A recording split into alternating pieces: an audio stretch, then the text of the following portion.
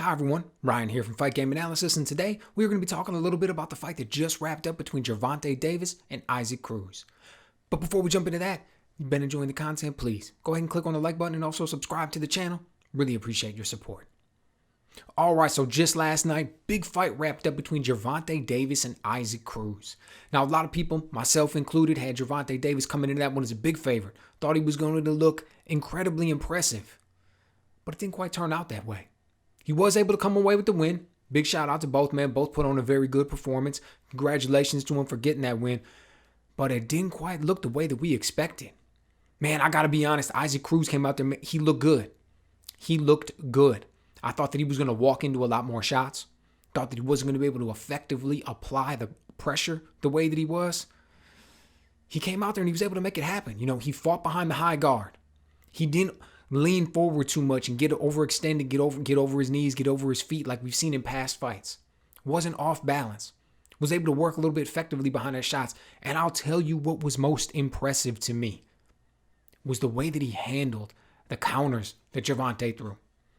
There's a clip going around. I saw it on Instagram. I saw it on YouTube a couple times where Isaac Cruz is coming forward. He's got the high guard up. He's applying the pressure, throws a jab. Gervonta Davis pulls on it beautifully. It misses by like a millimeter, and he comes back with a vicious uppercut. Normally, that was the type of thing that takes his opponent's head off. But Cruz blocked it beautifully, man. Had his guard up and leaned into it nice. Beautiful way to block a counter shot like that. Highly impressive. And that was the type of thing that I didn't expect that we were going to see. I'm sure Gervonta Davis didn't expect to see it. I'm sure a lot of people didn't expect the Cruz to come out with that performance that he did. So, man, my hat is off to the man. Very impressive. Very impressive. It'll be interesting to see what he comes out with next. But Gervonta Davis comes away with the decision victory now.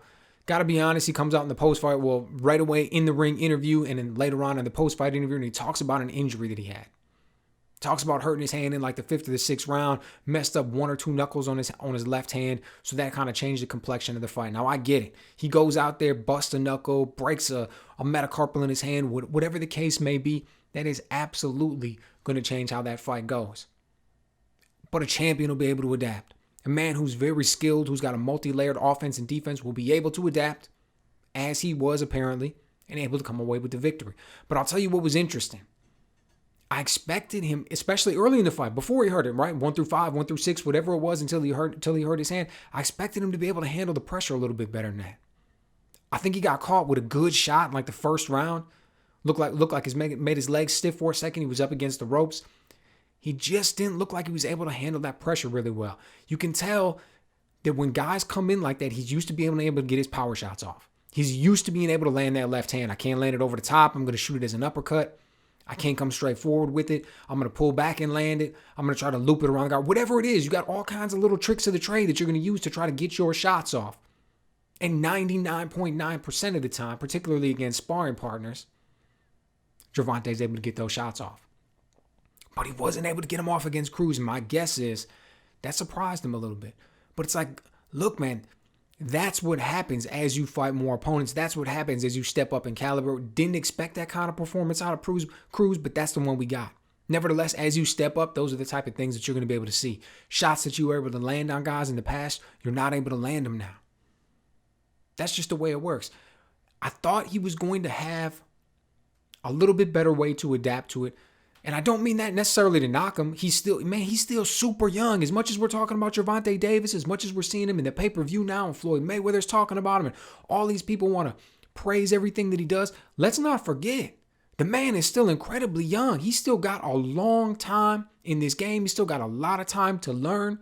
So when I criticize him and say I thought he was going to be able to handle the pressure better, I know exactly who it is that I'm talking about. And it's a guy who's still got a lot of growth left. It's a guy who, as good as he is, he's still got a lot of room left for improvement. So I'm always looking forward to see what he brings because he definitely appears to be a man who takes the craft seriously.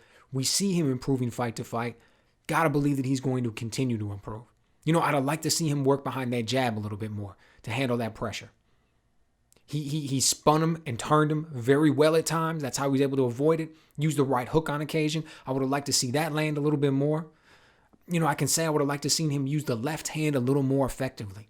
He was throwing it, but it wasn't always getting off. What do you need to do to get it off? Do you got to get a better angle? Do you got to feint a little bit more? Like, what is it that you were going to have to do in that fight to be able to figure out a way to get off the shots that you want to get off? Because, yeah, he won. But there's a lot of people out there who are saying, hey, maybe it was a draw.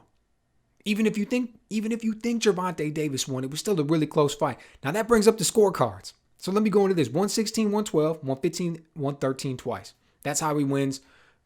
Close for the most part, right? One judge it, 116, 112. He's got it 8 rounds to 4. 115, 113. You got it 7 rounds to 5. Here's what I found funny. And it's Floyd, man. It's just kind of the way he is. But he comes out in the post-fight and he's like, Gervonta Davis won that fight. Everybody knows he won that fight. Isaac Cruz knows that he didn't win that fight. He knows absolutely Gervonta Davis won. Right? He's just absolutely adamant about it, talking about how much his fighter won, and everybody knew it. Talks a little bit bad about the judges. Hey, man, if you're 75, 80 years old, hang it up. You shouldn't be doing this anymore. Implying that they can't do their job effectively. I understand that. Look, you're never, ever, ever going to hear me say that there isn't a problem in boxing with judging. There absolutely 100% is. My guess it's kind of two ways. You got a little bit of incompetence, and you got a little bit of corruption. Just kind of the way it is, just how I see it. Who knows? Maybe I'm completely off base and it's all incompetence. But either way, we've got a little bit of problem with judging in boxing. Nevertheless, Floyd says that about these cards. 116, 112, 115, 113 twice. And then he says, look, Isaac Cruz won 4 rounds. I'll give him 4 rounds, but that's still 8 rounds to 4. Okay, so right there, Floyd, you're agreeing with one of the cards. 116, 112 is 8 rounds to 4. So you're agreeing with one of them. And then let's be perfectly honest. If you think it was 8 rounds to 4, do you think out of those 8 rounds, there's even one that could reasonably go to Isaac Cruz? Because if there's even one that can reasonably go to Isaac Cruz, right away we're at a 115, 113 card. 7 rounds to 5, that's what the other two had it. Look, it was a close fight, man, but I just think it's funny the way Floyd phrases stuff sometimes, the way he tries to play it. As though his guys are just constantly on the short end of the stick. It's like, man, it was a close fight. Gervonta Davis pulled it out. Good for him. Still got some things to learn. Love seeing him in there. Love seeing him perform. Can't wait to see what's in store next for him. Right? And what is in store next for him? What's right around the corner? Who's he going to be fighting next?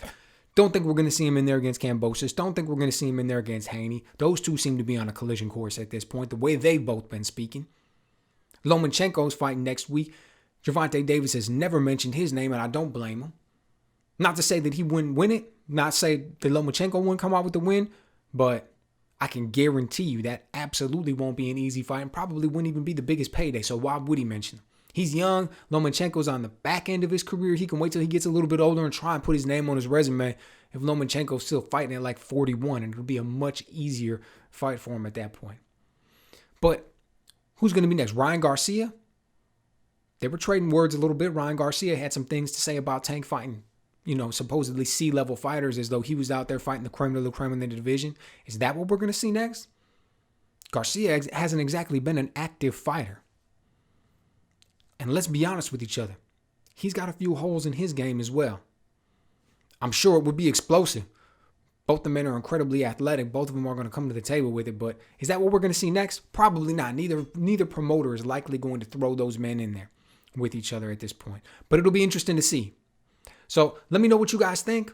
And what kind of a layoff are we going to be looking at with his hand being injured? What did you think about the performance last night? I'm going to love to go back and watch this a few times, break it down, see exactly what it was. He looked great in spots, right? Gervonta looked great in spots with the way he was able to turn him and move. But he's still got some things that he needs to be able to work on a little bit. What's going to be next for him? What's going to be next for Isaac Cruz? Were you impressed with the performance he brought? Let me know what you guys think.